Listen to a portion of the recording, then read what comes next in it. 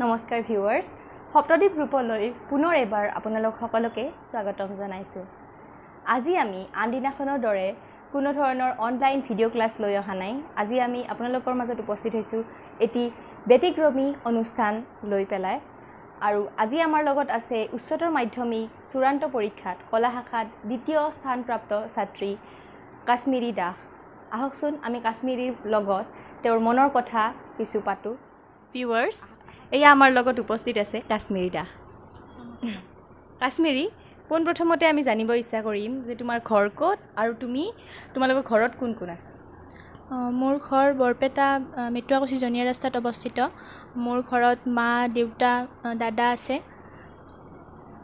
ধন্যবাদ এতিয়া আমি জানিব বিচাৰিম কাশ্মীৰীৰ পৰা যে তুমি পঢ়া কলেজখনৰ নাম কি আৰু সেই কলেজখন ক'ত অৱস্থিত মই পঢ়া কলেজখনৰ নাম আম্বেদকাৰ একাডেমি এইখন কুমাৰহাটী বৰপেটাত অৱস্থিত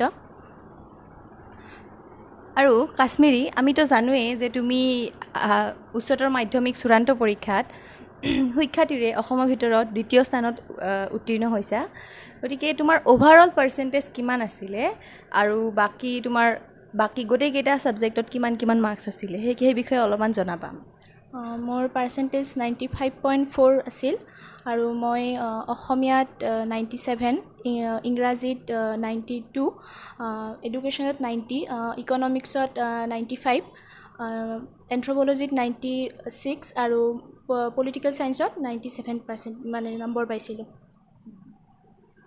তুমি HSLC এক্সাম কোনখন স্কুলৰ পৰা পাছ কৰিছিলা আৰু HSLCত তোমাৰ কিমান পাৰ্চেণ্টেজ আছিলে মই হাইস্কুল মই জৰুৰাম পাঠক ছোৱালী হাইস্কুলত পঢ়িছিলোঁ তাত মোৰ HSLCত 90% আছিল পাৰ্চেণ্টেজ হয় ইমান ধুনীয়া মানে ভাল পাৰ্চেণ্টেজ পাইছে এতিয়া কাশ্মীৰী এটা কথা কোৱাচোন যে সচৰাচৰ আমাৰ মানুহৰ ধাৰণা থাকে আৰু বহুত ৰিলেটিভছবিলাকেও তেনেকুৱাকৈ কয় যে কি ভাল পাৰ্চেণ্টেজ পালে কি ছায়েন্স ষ্ট্ৰীমত নাম লিখিব লাগে তো তেনে ক্ষেত্ৰত তুমি আৰ্টছ ষ্ট্ৰীমত নাম লিখাৰ কথা কিয় ভাবিলা আৰ্টছ ষ্ট্ৰীমত মই আগতে ঠিক কৰিছিলোঁ মোৰ ৰিজাল্ট মোৰ এক্সামৰ বা পৰীক্ষাৰ আগতে মই 9তে মই ভাবিছিলোঁ যে মই আৰ্টছ ল'ম কাৰণ মোৰ আৰ্টছৰ প্ৰতি বিশেষ এটা ৰাপ আছিল মই সেইবাবে আৰু সেইকাৰণে মই ৰিজাল্টটো নাচালোঁ পিছত মই সেইকাৰণে আৰ্টছে ল'লোঁ 90% পোৱাৰ পিছতো খুব ভাল কথা এটা কৈছে আচলতে আমাৰ ছাত্ৰ ছাত্ৰীসকলৰ নিজৰ যিটো ফিল্ডত তেওঁৰ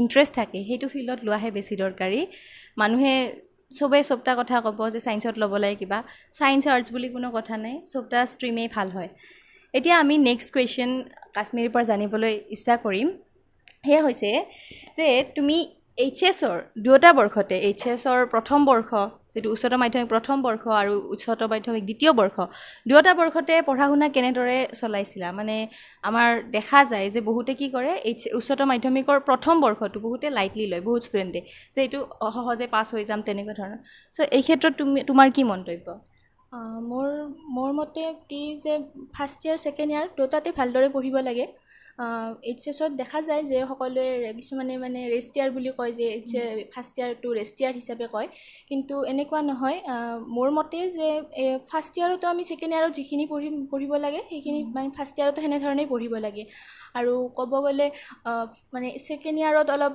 মানে ভাল ৰিজাল্ট এটা কৰিবৰ কাৰণে আমি ফাৰ্ষ্ট ইয়াৰটো ভালকৈ পঢ়িব লাগিব কাৰণ সেইটো এটা ভেটিস্বৰূপ বুলিও মই ক'ব বিচাৰিম কাৰণ আমি এইটো নজনাকৈ আমি আপেল বুলি মানে যিটো স্পেলিং সেইটো আমি নাজানিম মানে সেইকাৰণে মই ক'ব বিচাৰিম যে আমি মানে ফাৰ্ষ্ট ইয়াৰ আৰু ছেকেণ্ড ইয়াৰ দুটাতে ভালদৰে পঢ়িব লাগে হয় এইটো খুব গুৰুত্বপূৰ্ণ কথা এটা কৈছে খুব ধুনীয়া কথা কৈছে যে আমি ফাৰ্ষ্ট ইয়াৰ ছেকেণ্ড ইয়াৰ দুয়োটা ইয়াৰে ভালকৈ পঢ়া উচিত হয় সঁচা কথা যে আমি প্ৰথম বেছটো বা যিটো ভেটি সেই ভেটিটো সুদৃঢ় নহ'লে তেনেহ'লে আমাৰ যিটো ঘৰ সাজিম সেইটো সুদৃঢ় নহ'ব ঠিক তেনেধৰণে এক্সামৰো একেই কথা চ' কাশ্মীৰী এইটো খুব ধুনীয়া কথা ক'লে কাশ্মীৰী এতিয়া আমি জানিবলৈ ইচ্ছা কৰিম যে তোমাৰ নিশ্চয় কিছুমান ডাউট থাকে চব ষ্টুডেণ্টৰে থাকে চ' বিষয়বস্তুৰ লগত জড়িত যিবিলাক ডাউট থাকে সেই ডাউট ক্লিয়াৰ কৰাৰ কাৰণে তুমি কেনেকুৱা ধৰণৰ এপ্ৰ'চ কৰিছিলা মানে তোমাৰ ছাৰ বাইদেউৰ পৰা কেনেকুৱা ধৰণে সহায় পাইছিলা আৰু তাৰ লগতে তুমি বেলেগ কিবা চ'ৰ্চৰ যদি হেল্প লৈছিলা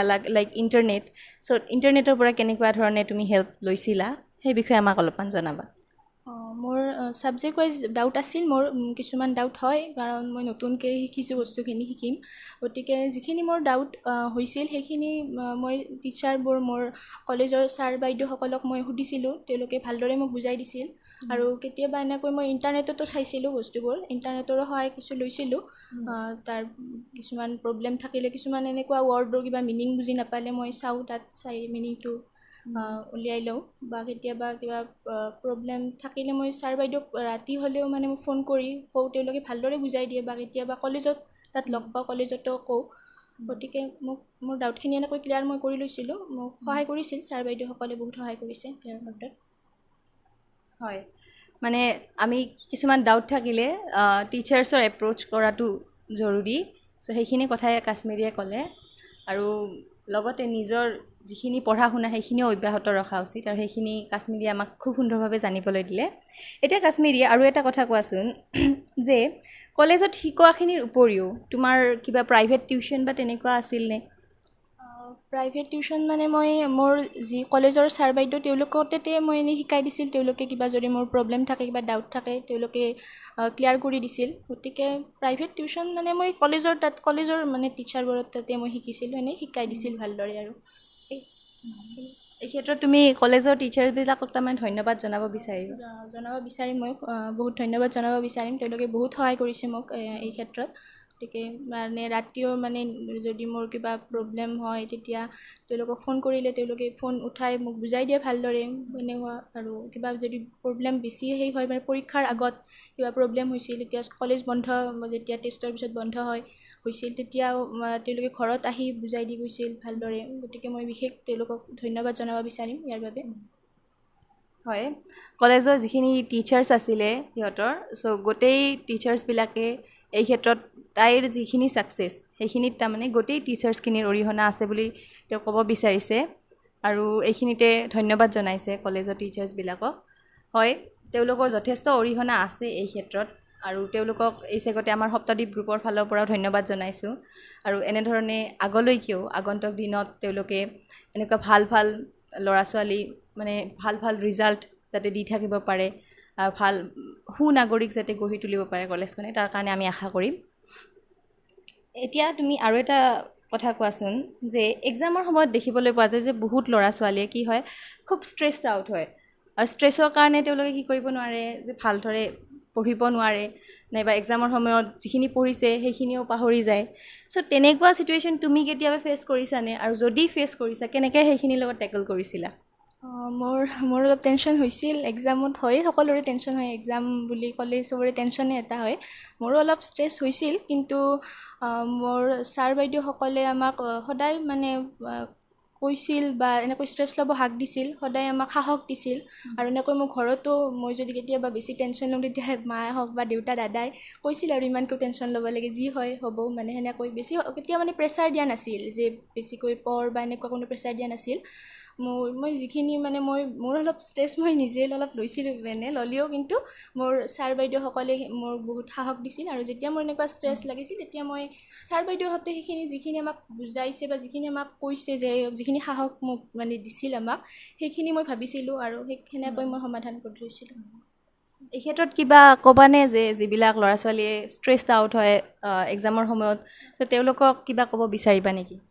ল'ব নালাগে, ষ্ট্ৰেছ ল'ব নালাগে, কাৰণ ষ্ট্ৰেছ লোৱাটো ভাল নহয়। তেতিয়া আমি পাহৰিমেই বস্তুখিনি, যিখিনি আমি পঢ়িছোঁ সেইখিনি পাহৰিয়ে যাম। গতিকে ষ্ট্ৰেছ ল'ব নালাগে, যিখিনি ভালদৰে নিজে ৰেগুলাৰলি পঢ়ি থাকিব লাগে, সেইখিনিয়ে ক'ম মই। খুব সুন্দৰ কথা কৈছে কাশ্মীৰীয়ে, যে আমি ৰেগুলাৰলি পঢ়া শুনাখিনি কৰি থাকিব লাগে।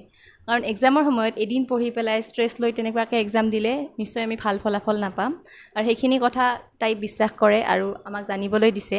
গতিকে ষ্ট্ৰেছড আউট হ'ব নালাগে। যিবিলাক ভিউৱাৰ্ছে, আমাৰ ষ্টুডেণ্ট ভিউৱাৰ্ছ আছে, তেওঁলোকক মই জনাইছোঁ যে ষ্ট্ৰেছ নহ'বা, তোমালোকে ভালদৰে পঢ়ি থাকা, নিশ্চয় ভাল হ'ব। আৰু কাশ্মীৰীয়েও সেইখিনি কথাই ক'ব বিচাৰিছে। এতিয়া আমি কাশ্মীৰীৰ পৰা জানিব বিচাৰিম যে তেওঁৰ হবি কি, বা তেওঁৰ পাৰ্চনেল কিছুমান কুৱেশ্যনছ আমি তেওঁক সুধিব বিচাৰিম। চ' প্ৰথমতে আমি জানিব বিচাৰিছোঁ যে কাশ্মীৰীৰ হবি কি, তোমাৰ হবি কি? হবি মানে মই এনেই গান শুনি মোৰ ভাল লাগে, মই গান শুনো, গান শুনি ভাল লাগে, সেইটো। আৰু সেয়ে মোৰ গান শুনি ভাল। এনেই কোনবিলাক ছিংগাৰৰ গান ভাল পোৱা? গান মই অসমীয়া হিন্দী দুটাই শুনো। অসমীয়াৰ জুবিন গাৰ্গৰ গান শুনো কিছু, আৰু এনেকৈ হিন্দীৰো আছে, বহুত ছিংগাৰ আছে, এনেকৈ শুনো গান কিছুমান। আৰু ফিল্মটো নিশ্চয় চোৱা তুমি? চাওঁ ফিল্ম, চাওঁ কিছু, কিন্তু এই এবছৰমান চোৱা নাই ইমান, কিন্তু আগতে চাইছিলোঁ। এক্সামৰ কাৰণে নিশ্চয় চোৱা নাই? বেছি চোৱা নাছিলোঁ ইমান, তাতে চাওঁ। এনেই যদি মই কওঁ যে তোমাৰ ফেভৰেট ফিল্ম কোনখন বুলি ক'বা তুমি? এনেই ফেভৰেট ফিল্ম বুলি ক'লে মই হিন্দীৰ ক'ম। 3 Idiotsখন মোৰ ভাল লাগে। সেইখনৰ যিখিনি মানে মিনিং, যিখিনি তাত কৈছে, যিটো ষ্টৰিটো, সেইটো মোৰ ভাল লাগে। সেইবাবে সেইখন মোৰ ভাল লাগে, মই সেইখন চাই ভাল পাওঁ। খুব ৰিলিভেণ্ট হয় মানে এতিয়াৰ পৰিস্থিতিৰ লগত, যিটো শিক্ষা জগতৰ লগত মিলে, কাৰণ তাতে দিয়া আছে যে আমি সদায় মানে মুখস্থ কৰি, সেইটো কথা কৈছে তাত, আমি আচলতে বুজি ল'ব লাগে, বস্তুবোৰ বুজি পঢ়িব লাগে। গতিকে মই সেইকাৰণে সেইখন চাই ভাল লাগে মোৰ। খুব ধুনীয়া কথা এটা কৈছে। 3 Idiots যিখন মুভি আছে সেইখনৰ কথা কৈছে, সেইখন খুব ভাল পায় কাশ্মীৰীয়ে চাই পেলাই। আৰু সেইখন মুভি সঁচাকৈয়ে ভাল, এটা ভাল মেছেজ দিছে সমাজলৈকে সেইখন মুভিয়ে। আৰু তুমি এইখিনিতে তোমাৰ পৰা আৰু এটা কুৱেশ্যন জানিবলৈ ইচ্ছা কৰিম যে কলেজত কাৰিকুলাৰ এক্টিভিটিজ যিবিলাক আছিলে, ধৰি লোৱা তোমাৰ ডান্স হ'ল, নাইবা গান, নাইবা খেলা ধূলা, এনেকুৱা ধৰণৰ কিবা, সেইবিলাকত তুমি যোগদান কৰিছিলানে কলেজত? এনেই মই ডান্স, গান এইবোৰত যোগদান কৰা নাই, মই এইবোৰ নকৰোঁ। কিন্তু এনেই কুইজ, আমাৰ কলেজত উইকত কুইজ হয়, তাত মই অংশগ্ৰহণ কৰিছিলোঁ তাত। সেই বেলেগ মই বিশেষ কৰা নাই। মানে খেলা ধূলা এইবিলাকত বেছি কৰা নাছিলে? মানে হাইস্কুলত কিবা অলপ চলপ কিবা খেলিছিলোঁ, কিন্তু ইয়াতে কলেজত এনেকৈ খেলা নাই একো বিশেষ। মানে তুমি কুইজ, এনেকুৱা ধৰণৰ ডিবেট, এইবিলাক বেছি ভাল পোৱা?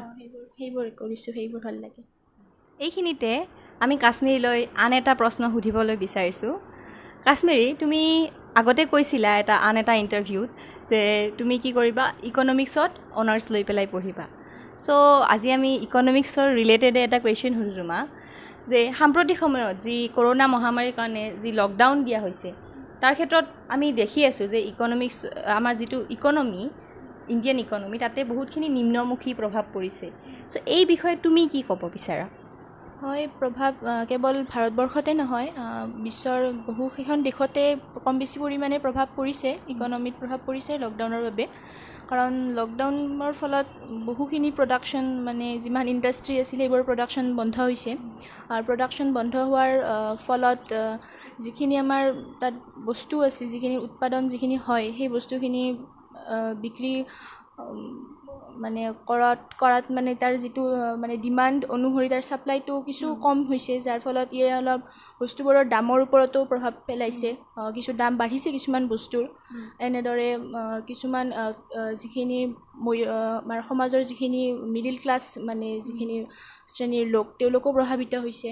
বা তেওঁলোকে যিলোকে দৈনিক মজুৰি কৰা যিখিনি শ্ৰমিক, তেওঁলোকো প্ৰভাৱিত হৈছে। প্ৰাইভেট ছেক্টৰত কাম কৰাবোৰো প্ৰভাৱিত হৈছে। এনেদৰে বিভিন্ন ট্ৰেভেল এজেঞ্চি, ট্ৰেভেলটো বন্ধ, সেইবোৰৰো তেওঁলোকৰো বহুত লছ হৈছে। এনেকৈ ৰেষ্টুৰেণ্টৰ ইণ্ডাষ্ট্ৰীৰ লোকসকলৰো লছ হৈছে। যিবোৰ আমাৰ ড্ৰাইভাৰ বা সেইবোৰ ট্ৰেভেলৰ লগত জড়িত ড্ৰাইভাৰ হওক, বা এওঁলোকৰো লছ হৈছে। ইয়াৰো যদিও চাওঁ আমি, তেওঁলোকৰো লছ। গতিকে কেৱল ভাৰতবৰ্ষতে নহয়, বিশ্বত সকলোতে এইটো লছ হৈছে। ভাৰতবৰ্ষৰ এইটোৱে GDPৰ ওপৰতো প্ৰভাৱ পেলাইছে। GDP বহুত নিম্নগামী হৈছে বৰ্তমান। গতিকে এইখিনি বেয়া প্ৰভাৱ পেলাইছে ইকনমিৰ ওপৰত। গতিকে সেইখিনি বহুতখিনি কলা ব্যৱসায়ৰো সৃষ্টি কৰিছে, নহয় জানো? কলা ব্যৱসায়ৰ সৃষ্টি কৰিছে, কলা বজাৰৰ সৃষ্টি, এইখিনি সুবিধা লৈ, যিখিনি মানে কম হৈছে, যিহেতু প্ৰডাকশ্যন কমি গৈছে, সেইখিনি সুবিধা লৈ বহুতো কলা বজাৰৰ সৃষ্টি হৈছে। গতিকে এইটো এটা সমস্যাৰ সৃষ্টি হৈছে। গতিকে সেইখিনি। এই ক্ষেত্ৰত তুমি কি ভাবা, চৰকাৰে কি কৰা উচিত, বা কোনখিনি ব্যৱস্থা লোৱা উচিত চৰকাৰে? চৰকাৰে ইতিমধ্যে বহুখিনি ব্যৱস্থা লৈছে। চৰকাৰে এইটো মানুহৰ সহায় কৰাৰ কাৰণে বহুখিনি ব্যৱস্থা লৈছে। যিখিনি মধ্য যিখিনি শ্ৰেণীৰ লোক, সেইখিনিৰ বাবেও বহুখিনি ব্যৱস্থা লৈছে। গতিকে আমি চৰকাৰে কৰাখিনি কৰিছেয়ে, গতিকে তথাপিও কিন্তু প্ৰব্লেমছ হৈছে বহুখিনি। গতিকে মই এইখিনিয়ে ক'ব বিচাৰিম যে অৱস্থাটো ভাল হওক। কৰোণা মহামাৰীয়ে যিখিনি ধ্বংসলীলা সৃষ্টি কৰিছে বৰ্তমান সময়ত, সেইখিনি যাতে সোনকালে মীমাংসা হওক, সোনকালে মানে অৱস্থাটো ভাল হওক। গতিকে এই অৱস্থাটো ভাল হ'লে আমাৰ নিশ্চয় ইকনমিটো গ্ৰ'থ হ'ব।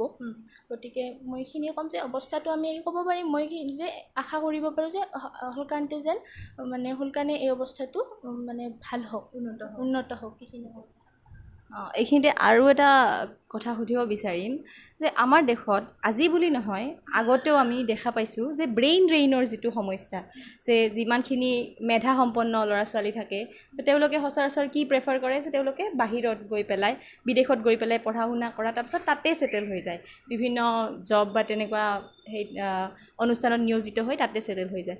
চ' এই ক্ষেত্ৰত এই ব্ৰেইন ড্ৰেইনৰ সমস্যাটোৰ কাৰণ তুমি কি বুলি ভাবা, নাইবা আমাৰ ইকনমিত এই ব্ৰেইন ড্ৰেইনৰ সমস্যাতে আমাৰ ছ'চাইটিত বা ইকনমিত কেনেধৰণে প্ৰভাৱ পেলাইছে আৰু ইয়াৰ কেনেকুৱা সলিউশ্যন আমি বিচৰা উচিত? হয়, এইটো ব্ৰেইন ড্ৰেইনৰ সমস্যাটো চলি আছে, বৰ্তমান নহয়, আগৰ পৰা এইটো চলি আহিছে। আমি একদম অতীতৰ পৰা এতিয়ালৈকে এইটো হৈ আছে, চলে এইটো। কাৰণ হয়তো তেওঁলোকৰ ইয়াত ভাৰতবৰ্ষত হওক বা ভাল এনেকুৱা অপৰচুনিটি মানে নাপায় তেওঁলোকে, সেইবাবে তেওঁলোকে বেলেগ দেশলৈ যায়। তাৰোপৰি আমাৰ ভাৰতবৰ্ষ যদি চাওঁ, আমাৰ উদ্যোগিক ক্ষেত্ৰখনত ইমানখিনি উন্নত হোৱা নাই বেলেগ দেশৰ তুলনাত। আমি যদি ক'ব যাওঁ জাপানৰ কথা বা USA কথা, গতিকে সেইবোৰ বহু উন্নত। গতিকে তেওঁলোকে তাত এটা ভাল এটা অপৰচুনিটি পোৱাৰ কাৰণে যিখিনি তেওঁলোকে ডিজাৰ্ভ কৰে সেইখিনি পোৱাৰ বাবে তেওঁলোকে তালৈ যায়, তাত ছেটেল হোৱা দেখিবলৈ পোৱা যায়। এইটো হয়, এনেকুৱা সেইবাবে হৈছে এইটো সমস্যা এনেকুৱা। তাতে বহুত মানে অপৰচুনিটিৰ ফালৰ পৰা বহুতখিনি পায় কাৰণে তাতে যোৱা দেখা যায়। কিন্তু তুমি ভাবা নেকি যে ইয়াৰ পৰা মানে ইণ্ডিয়াৰ ইকনমিত বা কিবা এটা প্ৰভাৱ পৰিছে, ইণ্ডিয়ান ছ'চাইটিত কিবা এটা প্ৰভাৱ পৰিছে, সেইটো ভাবা নেকি? প্ৰভাৱ পৰিছে, কাৰণ তেওঁলোক এটা মানৱ সম্পদ হয় আমাৰ। যদি তেওঁলোক ভাৰতত থাকিলেহেঁতেন তেতিয়া ভাৰতত বহুখিনি আৰু উন্নতি তেওঁলোকে কৰিব পাৰিলেহেঁতেন। গতিকে মই ভাবোঁ অলপ লছ হ'ব, কাৰণ তেওঁলোক মানৱ সম্পদ, সেই মানৱ সম্পদখিনি বেলেগ দেশলৈ গৈছে আমাৰ ভাৰতবৰ্ষৰ। গতিকে লছ হয়। ছ'চিয়েলিও তেওঁলোকে বহুখিনি ৰিফৰ্ম কৰিব পাৰিলেহেঁতেন, যিখিনি আমাৰ বৰ্তমান কিছুমান কুসংস্কাৰ বা অন্ধবিশ্বাস এতিয়াও কিছুমান চলি আছে সমাজত। গতিকে তেওঁলোকে এইখিনিও সমাধান কৰিব পাৰিলেহেঁতেন। গতিকে হয়, সমস্যা আছে, ছ'চিয়েলিয়ে হওক বা ইকনমিকেলিয়ে হওক সমস্যা হ'ব, কিছু হৈছে।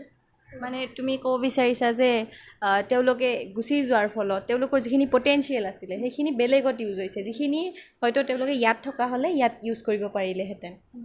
হয়, ইয়াতে থাকিলে তেওঁলোকে ইয়াতে ইউজ কৰিব পাৰিলেহেঁতেন সেইখিনি। ঠিক আছে। এই ক্ষেত্ৰত তুমি সলিউশ্যন হিচাপে তুমি কেনেকুৱা সলিউশ্যন বিচাৰিবা? মানে তুমি নিজে ভাবি পেলাই যে এনেকুৱা সলিউশ্যন হ'লে হয়তো এই সমস্যাটো সমাধান হ'ব, নাইবা ব্ৰেইন ড্ৰেইনৰ যিটো কথা সেইটো প্ৰডাক্টিভ দিশত গতি কৰিব? মই ভাবিম যে যিসকল যায় বাহিৰত যায় তেওঁলোকে ইণ্ডিয়াৰ বাবে কিবা এটা পদক্ষেপ হাতত লওক, ইণ্ডিয়াৰ ডেভেলপ কৰাৰ কাৰণে বা তেওঁলোক ইণ্ডিয়াৰ বিভিন্ন সমস্যাবোৰ দূৰ কৰাৰ কাৰণে তেওঁলোকে কিবা পদক্ষেপ লওক, মই সেইটোৱে ভাবিম। কাৰণ লৈছে এনেকুৱা আমি দেখিবলৈ পাইছোঁ, উদাহৰণস্বৰূপে সুন্দৰ পিচাইৰ কথা ক'ব পাৰি বা অভিজিত বেনাৰ্জীৰ কথা ক'ব পাৰি। তেওঁলোকে বাহিৰত থাকিও আমাৰ ভাৰতবৰ্ষৰ কাৰণে বহুখিনি ভাল কাম কৰিছে। গতিকে বাহিৰত থাকিলেও নিজৰ দেশৰ প্ৰতি যিটো তেওঁলোকৰ দায়বদ্ধতা সেইটো তেওঁলোকে পাহৰি যাব নালাগে। তেওঁলোকে ব্যৱস্থা কিছুমান এনেকৈ গ্ৰহণ কৰক যাতে তেওঁলোকে তাত থাকিও যেন ভাৰতৰ বাবে এটা মানে নাম মানে লৈ থাকিব পাৰে বা নাম এটা কঢ়িয়াই থাকিব পাৰে। খুব সুন্দৰ কথা কৈছে কাশ্মীৰীয়ে, যে আমাৰ যিখিনি মেধাসম্পন্ন ল'ৰা ছোৱালী আছে তেওঁলোকৰ এটা নিজৰ দেশৰ প্ৰতি এটা দেশপ্ৰেম অৰ্থাৎ আৰু এটা দায়বদ্ধতা থকা উচিত, আৰু সেইটো থাকিলে আমি বাহিৰত থাকিও কিন্তু আমাৰ নিজৰ দেশৰ কাৰণে কাম কৰিব পাৰোঁ। আৰু আশা কৰোঁ কাশ্মীৰীয়েও ভৱিষ্যতে তেনেকুৱা ধৰণে আমাৰ দেশৰ কাৰণে কিবা এটা কৰিব। এতিয়া কাশ্মীৰী আৰু এটা প্ৰশ্ন সুধিব বিচাৰিম যে এতিয়া সাম্প্ৰতিক সময়ত লকডাউন চলি আছে, কৰোণা মহামাৰীয়ে বিভিন্ন ধ্বংসলীলা চলাই আছে। চ' এই ক্ষেত্ৰত কি হৈছে, অনলাইন ক্লাছৰ ব্যৱস্থা কৰা হৈছে, যে অনলাইন ক্লাছ চব টিচাৰ্ছবিলাকে লৈ আছে, ল'ৰা ছোৱালীবিলাকে অনলাইন ক্লাছ এটেণ্ড কৰি আছে। চ' এই ক্ষেত্ৰত তুমি কি ক'ব বিচাৰিবা? তাৰ কিবা সুফল নাইবা কিবা প্ৰব্লেম হৈছে নেকি অনলাইন ক্লাছ লোৱাৰ ফলত? তেনেকুৱা চেঞ্চত কি ক'ব বিচাৰিবা তুমি? হয়, লকডাউনৰ ফলত স্কুল কলেজবোৰ বন্ধ আছে। গতিকে যাতে ছাত্ৰ ছাত্ৰীসকলে পঢ়া শুনাখিনি অব্যাহত ৰাখিব পাৰে তাৰ বাবে অনলাইন ক্লাছৰ ব্যৱস্থা কৰা হৈছে। গতিকে অনলাইন ক্লাছ এটা ফালেৰে চাব গ'লে ভাল, তাৰ ফলত তেওঁলোকে নিজৰ শিক্ষাখিনি অব্যাহত ৰাখিব পাৰিছে, শিকি থাকিব পাৰিছে বস্তুখিনি। গতিকে এটা ক্ষেত্ৰত ভাল, কিন্তু এটা ফালে ক'ব গ'লে আমাৰ ভাৰতবৰ্ষৰ দৰে এখন দেশৰ ক্ষেত্ৰত য'ত সকলো শ্ৰেণীৰ লোক মানে ধনীত নপৰে, কিছুমান মধ্যবিত্ত বা যিখিনি দুখীয়া শ্ৰেণীৰ লোক, তেওঁলোকৰ ক্ষেত্ৰত যদি চাব যাওঁ তেতিয়া কিছুমান নোৱাৰে তেওঁলোকে, বা স্মাৰ্টফোনটো কিনিব নোৱাৰে, এফৰ্ড কৰিব নোৱাৰে। গতিকে তেওঁলোকে বহু সমস্যাৰ সন্মুখীন হৈছে। গতিকে তেওঁলোকৰ কাৰণে প্ৰব্লেম হৈছে বহুত। গতিকে তাৰ কাৰণে তেওঁলোক বহুত হতাশাতো ভুগিব লগা হৈছে। গতিকে এই যে আমিতো অৱস্থাটো এতিয়া লকডাউনৰ অৱস্থাটো আমি চেঞ্জ কৰিব, বা লকডাউনটো মহামাৰীটো মানে সেই কৰিব নোৱাৰোঁ, নোহোৱা কৰিব নোৱাৰোঁ। তথাপিও যাতে এই অৱস্থাটো সলকাৰণে ভাল হওক, আৰু শিক্ষাৰ যিখিনি আমাৰ স্কুল কলেজ সেইবোৰ সলকাৰণে খোলক, সেইটোৱে বিচাৰিম। হয়, অনলাইন ব্যৱস্থাত কিছু প্ৰব্লেম দেখা দিছে, সেইটো হয়তো কাশ্মীৰে নিজেও উপলব্ধি কৰিছে যে আমাৰ ইনফ্ৰাষ্ট্ৰাকচাৰৰ ফালৰ পৰা ইমান অনলাইন ক্লাছ ইমান ধুনীয়াকৈ ল'ব পৰাকৈ ইমানখিনি সুবিধা হোৱা নাই। স্মাৰ্টফোন চবেই এফৰ্ড কৰিব নোৱাৰে, বহুতখিনি দুখীয়া শ্ৰেণীৰ লোকো আছে। চ' সেইখিনি কথাই তাই কৈছে। এতিয়া আমি কি কৰিব পাৰোঁ? ভাল হ'ব, কিবা এটা ভাল দিন আহিব, সেয়া আশা কৰিব পাৰোঁ। তাত বাদে বেলেগ আমাৰ হাতত ৰাস্তা নাই। কাশ্মীৰী, এইখিনিতে আৰু এটা কথা কোৱাচোন, তুমি ভৱিষ্যতে এনে তোমাৰ ফিউচাৰ প্লেনিং কি, বা কি হ'ব বিচাৰা? ভৱিষ্যতে মোৰ এনেই টিচিং লাইনত যাব মোৰ মন আছে, বিশেষকৈ প্ৰবক্তা হোৱাৰ মোৰ ইচ্ছা আছে। গতিকে মই সেই হ'ব মই চেষ্টা কৰিম, মই বিচাৰোঁ সেইটো। গতিকে মই সেইটোৱে বিচাৰোঁ। এনেই তুমি টিচিং লাইনটো কিয় চুজ কৰিলা? বাকী বেলেগ লাইন, বেলেগ বহুতখিনি অপৰচুনিটি আছে, ধৰি লোৱা বেলেগ লাইনতো যাব পাৰিলা হয়, কিন্তু তুমি টিচিং লাইনটোতে কিয় প্ৰিফাৰ কৰা? কাৰণ মোৰ মতে টিচিং লাইনটো মানে এটা এনেকুৱা লাইন যাৰ জৰিয়তে মই বহুতকে মানে শিক্ষা দিব পাৰিম বহুখিনি। গতিকে টিচিং লাইনটো মই সেইবাবেই লৈছোঁ, আৰু সেইকাৰণে মানে দেশ এখন গঢ়াত শিক্ষকৰ ভূমিকা গুৰুত্বপূৰ্ণ। শিক্ষকৰ ভূমিকা বহুত গুৰুত্বপূৰ্ণ এখন দেশৰ গঢ়াত, কাৰণ এখন দেশত বা এখন সমাজত শিক্ষাৰ বহুত গুৰুত্ব আছে। গতিকে সেইখিনি শিক্ষা মোৰ দিব ইচ্ছা আছে, কাৰণ এখন সমাজত চলা বহুখিনি সমস্যা বা কুসংস্কাৰো আমি শিক্ষাৰ দ্বাৰাই নোহোৱা কৰিব পাৰোঁ। গতিকে মই সেইবাবে মই শিক্ষাটোৰ বা এজন শিক্ষক মোৰ হোৱাৰ ইচ্ছা আছে, যাতে মই সেই সমাজখনৰ কিছুমান দৃষ্টিভংগী, যিমান মানে বৰ্তমান সময়ত যিখিনি বেয়া দৃষ্টিভংগী বা যিটো কুসংস্কাৰ আছে সমাজত এতিয়াও, সেইখিনি যাতে দূৰ কৰিব পাৰোঁ। গতিকে সেইখিনি মোৰ মতে শিক্ষাৰ জৰিয়তে দূৰ কৰিব পৰা যায়। গতিকে সেইবাবে মোৰ এজন শিক্ষক হোৱাৰ মন আছে। কিছু পৰিমাণে হ'লেও অন্ততঃ সমাজৰ কিছু সংখ্যক ল'ৰা ছোৱালীক শিক্ষাদান কৰি হ'লেও গোটেই সমাজখনত এটা অৱদান দিব পৰা যাব, হয়নে? ঠিক আছে বাৰু। এতিয়া তুমি এটা কথা কোৱাচোন, যে তুমি শিক্ষকতাৰ বাহিৰেও আনকি বেলেগ পেচা তুমি মানে ছেকেণ্ড অপশ্যন হিচাপে ৰাখিছানে, নাইবা কিবা বেলেগ পেচাত যাব ইচ্ছা আছেনে তোমাৰ? এনেকুৱা ছেকেণ্ড অপশ্যন বুলি নকওঁ, কিন্তু এনেই প্ৰশাসনিক বিষয়া এটা অপশ্যন, ভাল এটা অপশ্যন হয় সেইটো। গতিকে মই সেইটো চেষ্টা কৰি যাম, কাৰণ তাৰ যিবোৰ পৰীক্ষা হয় বা যিবোৰ এক্সাম হয়, মানে যিবোৰ হয়, তাত আমাৰ বহুত জেনেৰেল নলেজ বা এনেকুৱা বহুত বস্তু লাগে, যিয়ে আমাৰ দৈনন্দিন জীৱনতো আমাক বহুত সহায় কৰিব, বা মই যিটো শিক্ষাৰ দিশত বা প্ৰবক্তা হোৱাৰ ইচ্ছা আছে তাতো মোক সহায় কৰিব। গতিকে মই সেইখিনি কণ্টিনিউ কৰিব চেষ্টা কৰিম, সেইখিনি পঢ়ি থাকিব চেষ্টা কৰিম সেইবোৰ। গতিকে ছেকেণ্ড অপশ্যন বুলি নক'ম মই, কিন্তু সেইটোৰো মই এটা চেষ্টা কৰিম আৰু চাম। ঠিক আছে। তুমি আজি যিখিনি ছাকচেছ পাইছা সেইখিনি নিশ্চয়কৈ তোমাৰ বহুতখিনি কষ্টৰ ফল। এতিয়া তোমাৰ ছাকচেছ মন্ত্ৰা বুলি যিটো আমি কওঁ, ছাকচেছৰ আঁৰৰ যিটো কথা, চ' সেই বিষয়ে কিবা অলপমান ক'বা নেকি? মানে আমাৰ যিখিনি শিক্ষাৰ্থী আছে, যিখিনিয়ে এতিয়া HSLC নাইবা HS এক্সাম দিব, চ' সেই শিক্ষাৰ্থীখিনিৰ প্ৰতি তোমাৰ কিবা আহ্বান আছে নেকি? কিবা ক'ব বিচাৰিবা নেকি? তেওঁলোকৰ মই ক'ম যে তেওঁলোকে বেছি মেণ্টেলি নিজকে মানে বেছিকৈ ষ্ট্ৰেছ দিব নালাগে। ইমান পঢ়াৰ ক্ষেত্ৰত বা মোৰ বহু পঢ়িব লগা আছে বুলি নিজকে বহুত ষ্ট্ৰেছ দিব নালাগে, নিজৰ মনত ইমান মেণ্টেলি ইমান ডিপ্ৰেছ হ'ব নালাগে। পঢ়াখিনি সদায় ৰেগুলাৰলি কৰি যাব লাগে। পৰীক্ষাৰ আগত বহুখিনি পঢ়িলোঁ, সেনেকৈ পৰীক্ষাৰ ৰিজাল্ট মোৰ মতে ভাল কৰিব নোৱাৰি। গতিকে আমি ৰেগুলাৰলি বস্তুবোৰ পঢ়ি যাব লাগে। তেনেদৰে মই এনেকৈ ক'ব বিচাৰিম। আৰু এটা কথা যে মুখস্থ কথাটো, মানে যিটো পেৰট লাৰ্ণিং বুলি কয়, সেইটো কৰিব নালাগে। এনেই মুখস্থ আমি কৰিব লাগে কিছুমান বস্তু, যেনেকৈ চনটো বা মানুহৰ নামটো মনত ৰাখিব লাগে, সেইটো কৰিব লাগে, সেইটো কৰে। কিন্তু বাকী যিবোৰ বুজিব লগা যিখিনি বস্তু থাকে সেইখিনি সদায় বুজিব চেষ্টা কৰিব লাগে। তেতিয়া আমি বস্তুটো আমাৰ বহুদিন মনত থাকিব। আৰু যদি কিবা প্ৰশ্নও যদি অলপমান যদি ঘূৰায়ো আহে আমি লিখিব পাৰিম বস্তুটো। গতিকে বুজিবলৈ সদায় চেষ্টা কৰিবা, সেইটোৱে মই ক'ম। মুখস্থটোত বেছি ইমান গুৰুত্ব নিদিবা, মই সেইখিনি ক'ব বিচাৰিম। আৰু তুমি কিবা ৰুটিন ফ'ল' কৰিছিলা নেকি যেতিয়া তুমি পঢ়া শুনা কৰিছিলা? নে যেতিয়া মন গৈছে তেতিয়া পঢ়িছা তেনেকুৱা, নে কিবা এটা ষ্ট্ৰিক্ট ৰুটিন ফ'ল' কৰি পেলাই পঢ়িছিলা? এনেকুৱা ষ্ট্ৰিক্ট ৰুটিন মই এনেকৈ ফ'ল' কৰা নাছিলোঁ। কেতিয়াবা এনেকুৱা হয় যে মোৰ কেতিয়াবা মন নাযায়, এটা ছাবজেক্ট যদি পঢ়িব লগা থাকে ৰুটিনত বা এনেকৈ মন নাযালে মই বেলেগটো পঢ়োঁ। গতিকে মই একদম এটা ষ্ট্ৰিক্ট ৰুটিন এটা ফ'ল' কৰা নাছিলোঁ। মই নিজৰ যিটো ইচ্ছা আছে সেই অনুসৰি পঢ়ি গৈছিলোঁ। তেতিয়া পঢ়িও ভাল লাগিছিল, বস্তুবোৰ মনতো থাকিছিল।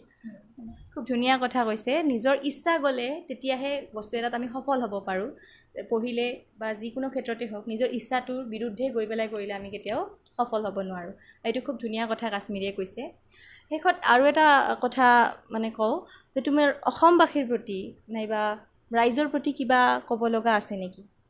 অসমবাসীৰ প্ৰতি বা ৰাইজৰ প্ৰতি মই বৰ্তমান সময়ততো মই এইটো ক'ম যে কৰোণাৰ ক্ষেত্ৰত যদি মই ক'ব যাওঁ, কৰোণা বৰ্তমান সময়ত এটা বহুত মহামাৰী, কৰোণা এটা ধ্বংসলীলা সৃষ্টি কৰিছে। গতিকে ৰাইজলৈ মই এইটোৱে আহ্বান যে চৰকাৰে যিখিনি নীতি নিয়ম লকডাউনৰ ব্যৱস্থাখিনি কৰিছে সেইখিনি যাতে তেওঁলোকে মানি চলক। সেনেকৈ মানি চলিলেহে আমি এইটো সমস্যা বা এইটো মহামাৰীৰ পৰা পৰিত্ৰাণ পাব পাৰিম। গতিকে মই এইটোৱে ক'ম যে তেওঁলোকে যিখিনি নিয়ম আছে সেইখিনি ভালদৰে মানি চলক। তেতিয়া যিখিনি সাৱধানতা আছে সেইটো গ্ৰহণ কৰক সেইখিনি, তেতিয়া আমি ভালদৰে এই সমস্যাটোৰ পৰা আমি মানে মুক্তি পাব পাৰিম। ভিউৱাৰ্ছ, এয়া আছিল আমাৰ সৈতে কাশ্মীৰী দাস, যিয়ে উচ্চতৰ মাধ্যমিক চূড়ান্ত পৰীক্ষাত অসমৰ ভিতৰতে কলা শাখাৰ ২য় স্থান পাই সুখ্যাতিৰে উত্তীৰ্ণ হ'বলৈ সক্ষম হৈছে। এই চেগতে আমি সপ্তদ্বীপ গ্ৰুপৰ ফালৰ পৰা কাশ্মীৰীক আন্তৰিক অভিনন্দন জ্ঞাপন কৰিছোঁ। আৰু কাশ্মীৰী যাতে আন 10জন ছাত্ৰ ছাত্ৰীৰ বাবে অনুপ্ৰেৰণাৰ উৎস হৈ থাকে তাৰ বাবে কামনা কৰিছোঁ, লগতে কাশ্মীৰীৰ উজ্জ্বল ভৱিষ্যত কামনা কৰিছোঁ। এইখিনিতে মই গীতুস্মিতা দাসে আপোনালোকৰ মাজৰ পৰা বিদায় লৈছোঁ। ধন্যবাদ।